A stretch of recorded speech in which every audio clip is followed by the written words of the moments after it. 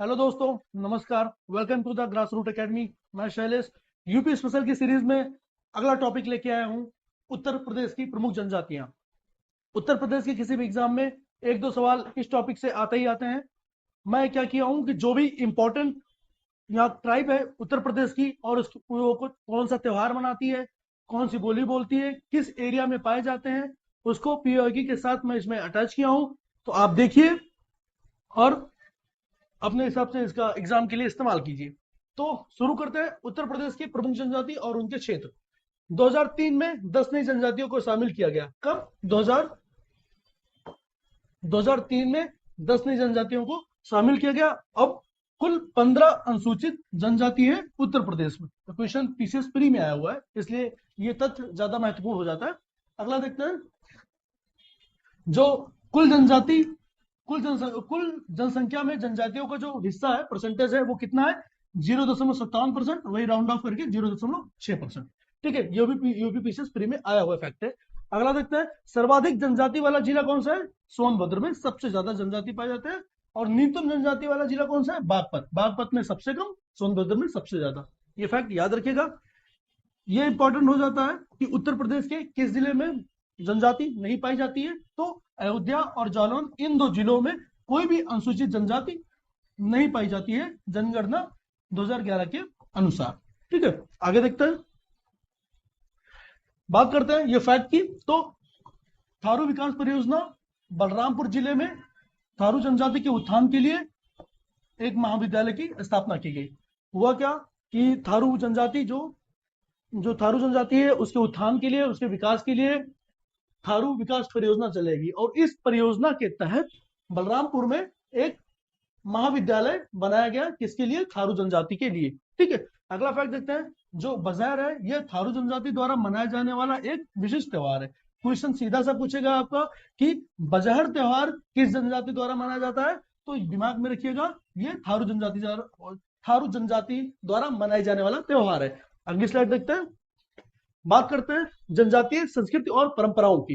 तो थारू जनजाति दिवाली को शोक पर्व के रूप में मनाती है। क्वेश्चन बहुत बार पूछा गया है, ये मैक्सिमम लोगों को ये चीज पता भी होगी कि थारू जनजाति दिवाली को शोक पर्व के रूप में मनाती है और अपने पूर्वजों को याद करती है। क्वेश्चन इसमें क्या पूछता है कि कौन सी जनजाति दिवाली को शोक पर्व के रूप में मनाती है, तो थारू जनजाति मनाती है। क्वेश्चन कई बार आया हुआ है। आगे बढ़ते हैं।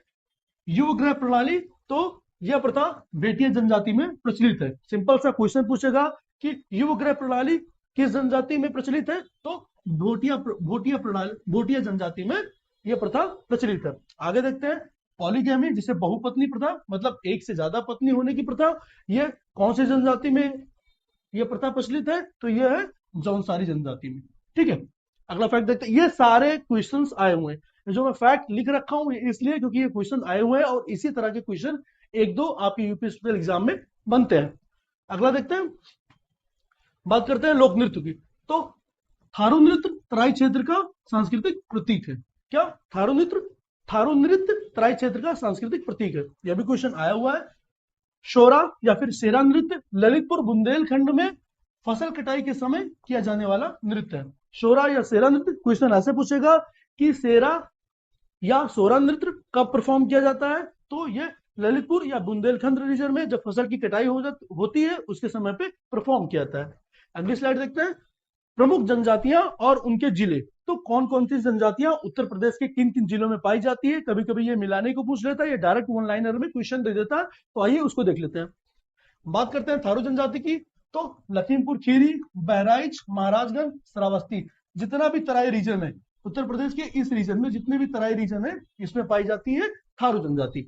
अगला फैक्ट देखते हैं। बुक्सा या बॉक्सा भी बोलते हैं कहेंगे, ये बिजनौर जिले में पाई जाती है। शहरिया की बात करें तो ये ललितपुर जिले में पाई जाती है। अगरिया की बात करें तो सोनभद्र में पाई जाती है। देखिए, मुख्यतः ये जनजातियां इन्हीं जिले में पाई जाती है, इसलिए हम उनको जिलों के साथ कैटेगराइज कर देते हैं कि ये जनजाति इस जिले में पाई जाती है। ठीक है, अगरिया की बात करें तो सोनभद्र में, खरवार की बात करें तो सोनभद्र, देवरिया, बलिया, गाजीपुर और वाराणसी में पाई जाती है।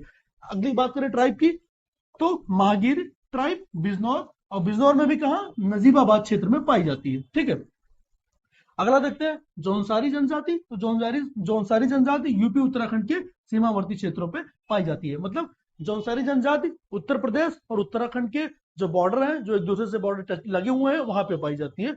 कौन सी? जौनसारी। तो क्वेश्चन पूछ सकता है कि जौनसारी जनजाति कहाँ पाई जाती है। तो आप ये सोचेंगे कि किस जिले में पाई जाती है, लेकिन इसका जो मुख्य पहलू यही है, जो बात याद रखने वाली है, कि यूपी उत्तराखंड सीमावर्ती क्षेत्रों में पाई जाती है। अगली स्लाइड देखते हैं। नो, बात करते हैं थारू जनजाति के बारे में, जो मुख्य फैक्ट है। तो यह उत्तर प्रदेश की सबसे बड़ी, अब याद करने वाली बात क्या है, थारू जनजाति उत्तर प्रदेश की सबसे बड़ी और लोकप्रिय जनजाति है। ठीक है, यह मुख्य रूप से तराई क्षेत्र में कौन कौन से जिले आते हैं आपको पता है? महाराजगंज, सिद्धार्थनगर, श्रावस्ती, बहराइच और लखीमपुर है, और वहीं पे ये पाई जाती है। तो थारू जनजाति कहाँ पाई जाती है? तराई क्षेत्र के जिले कौन कौन से हैं? तो याद रखिए, महाराजगंज, सिद्धार्थनगर, श्रावस्ती, बहराइच और लखीमपुर। और थारू जनजाति मुख्यतः वही पाई जाती है उत्तर प्रदेश में। अगला फैक्ट देखते हैं। देखिए ये क्वेश्चन कितनी बार पूछा है, ये इतना तो मैं लिखा हूं और कई बार क्वेश्चन पूछा गया है, तो इसीलिए पीवाईक्यू डाल दिया गया सामने कि इतनी बार आया है, आपको इसकी इंपॉर्टेंस पता चले। अगला फैक्ट देखते हैं। बुक्सा, या इसको बॉक्सर ट्राइब भी बोलते हैं। ये जनजाति मुख्य रूप से बिजनौर जिले में पाई जाती है। तो बुक्सा कहाँ पाई जाती है? बुक्सा बिजनौर, बी से बुक्सा, बी से बिजनौर, ऐसे याद रखिएगा। बिजनौर में इन्हें मेहरा नाम से भी जाना जाता है। तो क्वेश्चन ये भी बन सकता है कि बुक्सा ट्राइब को बिजनौर में किस नाम से जाना जाता है? तो मेहरा नाम से भी जाना जाता है इन्हें। ठीक है, ये भी देखिए कई बार क्वेश्चन आया हुआ है एज इट इज। अगली स्लाइड देखते हैं सहरिया जनजाति के बारे में। यह जनजाति ललितपुर जिले में निवास करती है। ये क्वेश्चन कई बार पूछा गया कि इनमें से कौन सी जनजाति ललितपुर जिले में पाई जाती है, या सहरिया जनजाति किन जिले में पाई जाती है? सीधा यही फैक्ट बदल के इस दोनों फॉर्मूले में पूछा गया है, और देखिए कितनी बार पूछा गया है। तो सहरिया जनजाति ललितपुर जिले में पाई जाती है। आगे देखते हैं अगरिया, बैगा, भुइया और पहरिया।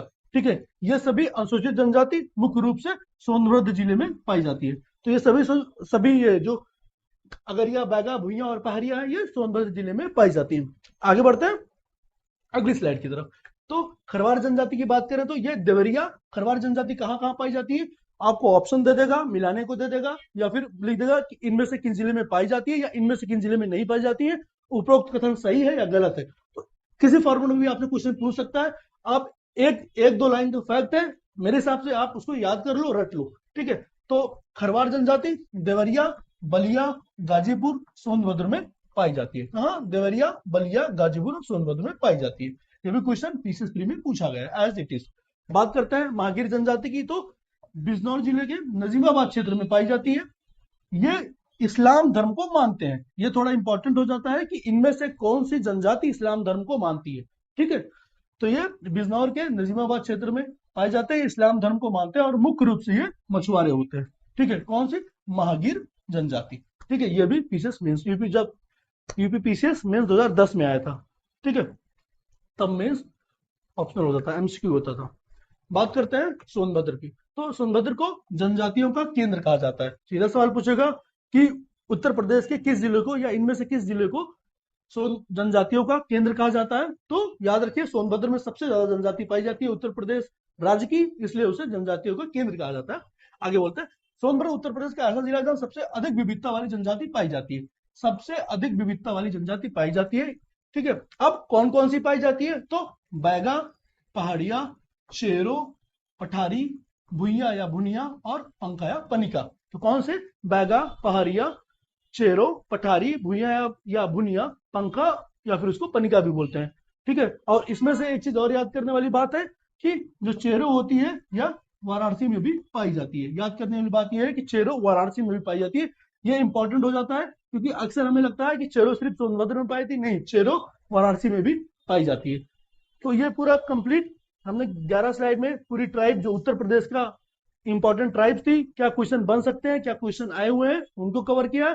तो आप इस वीडियो को एक दो बार देख लेंगे, फैक्ट आपको एज इट इज याद हो जाएगा।